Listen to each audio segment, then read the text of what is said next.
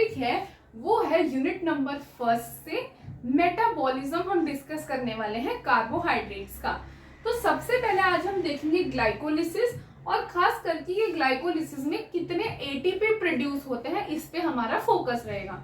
तो सबसे पहले ग्लाइकोलिसिस यानी कि ग्लूकोज की लाइसिस, यहाँ पर ग्लूकोज को तोड़ा जाता है और दो पायरुवेट मॉलिक्यूल्स जो है वो अल्टीमेट बनते हैं। ये जो है ये ग्लाइकोलिसिस आपका साइटोसॉल में होता है, इसलिए ये एक यूनिवर्सल साइकिल है। मतलब ऐसा नहीं है कि ये सिर्फ एरोबिक कंडीशंस में वर्क कर रहा है या एनारोबिक में कर रहा है, ये दोनों कंडीशंस में काम करता है। तो इसमें क्या है, पहले 5 जो होते हैं वो प्रिपरेटरी फेज होता है और फिर बाद में पे ऑफ फेज होता है। इसका क्या मतलब है, प्रिपरेटरी फेज का मतलब है कि यहाँ पर एटीपी यूज होता है, जबकि पे ऑफ का मतलब कि एटीपी दिया जाता है। ठीक है, तो ये कुछ बातें हम बेसिक लेके अब अपनी ग्लाइकोलिसिस को स्टार्ट करते हैं। तो सबसे पहला स्टेप होता है कि जो ग्लूकोज है वो ग्लूकोज 6 फॉस्फेट बनाता है। इसके बाद ग्लूकोज 6 फॉस्फेट आइसोमराइज होता है इनटू फ्रक्टोज 6 फॉस्फेट, फिर बनता है हमारा fructose 1,6 bisphosphate, then glyceraldehyde 3 phosphate which is interconvertible into dihydroxyacetone phosphate. यहाँ से क्या होता है, ये देखो ये दोनों जो है ना ये आपके आगे जा सकते हैं, इसलिए अब जो हर मॉलिक्यूल बनेगा ना वो 2 बनेंगे। तो क्या होता है, यहाँ से बनता है glyceraldehyde 1,3 bisphosphate which converts into 3 phosphoglycerate via म्यूटेज enzyme, ये 2 फॉस्फोग्लिसरेट बनाता है, फिर पीईपी एंड फाइनली आपको मिलते हैं 2 मॉलिक्यूल्स ऑफ पायरुवेट। क्यों, क्योंकि ग्लूकोज एक 6 कार्बन कंपाउंड है जबकि पायरुवेट सिर्फ एक 3 कार्बन कंपाउंड है। तो एक ग्लूकोज से अगर मैं देखूं तो हमें 2 पायरुवेट मॉलिक्यूल्स मिलते हैं। तो ये है हमारे बेसिक ग्लाइकोलिसिस साइकिल। लेकिन इसमें से मेन फोकस वाली बात क्या है, तो पहली फोकस वाली बात है कि first, third and 10th are regulatory steps.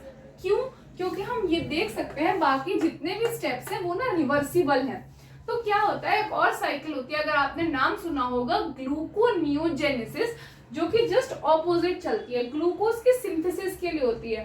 तो ये सब स्टेप्स उसमें भी आते हैं एक्सेप्ट फॉर कि इन वाले स्टेप्स में एंजाइम चेंज होता है। तो अगर हमें ग्लाइकोलिसिस को रेगुलेट करना है, तो अगर हम इन तीनों स्टेप्स को रेगुलेट करें तो हम ग्लाइकोलिसिस को बढ़ा सकते हैं या कम कर सकते हैं। तो ये रेगुलेशन में हेल्प करते हैं।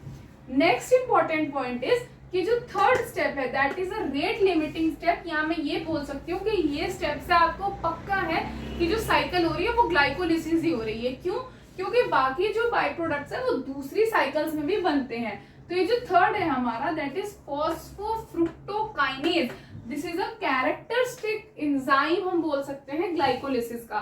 तो ये बहुत इंपॉर्टेंट है कि आपको डायरेक्टली टिक करने को आता है। अब हम देखने वाले हैं एटीपी प्रोडक्शन।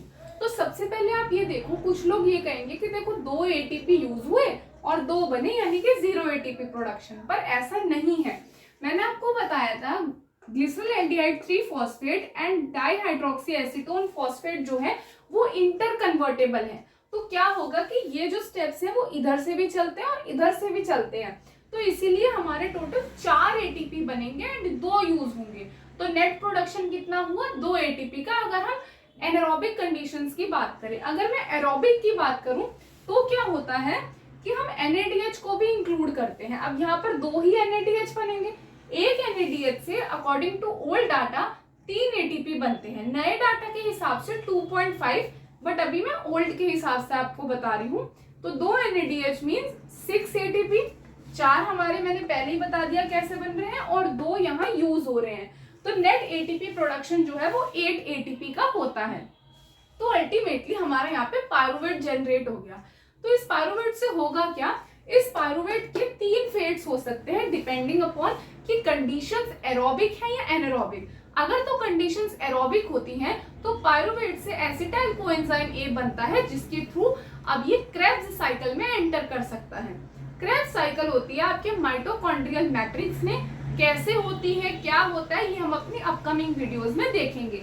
अगर एनारोबिक कंडीशंस है तो या तो पायरुवेट से लैक्टेट बन सकता है या फिर अल्कोहल, जिसको आप इथेनॉल के नाम से भी जानते हो। तो ये होता है आपका पायरुवेट का फेट। ऑल्सो जो एक इम्पॉर्टेंट बात है वो ये है कि हमारे अंदर तो बहुत सी साइकिल्स होती है, जैसे कि ग्लाइकोलिसिस, क्रेब्स, ईटीसी, तब जाकर हमारे में एटीपी जनरेट होता है।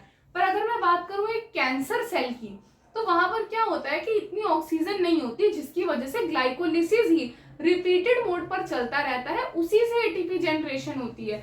मतलब वो एक बार नहीं बल्कि 17 to 18 टाइम्स ग्लाइकोलिसिस करते हैं और बहुत सारा एटीपी बनाते हैं, जो कि हम कई डिफरेंट साइकिल से बनाते हैं। इसी इफेक्ट को आप बोलते हो वॉरबर्ग इफेक्ट, जो कि आपको कैंसर में देखने को मिलता है। तो आई होप कि आपको इस वीडियो से काफी सारा इंफॉर्मेशन मिली होगी। I hope you like this video. If you do so please do subscribe to our channel.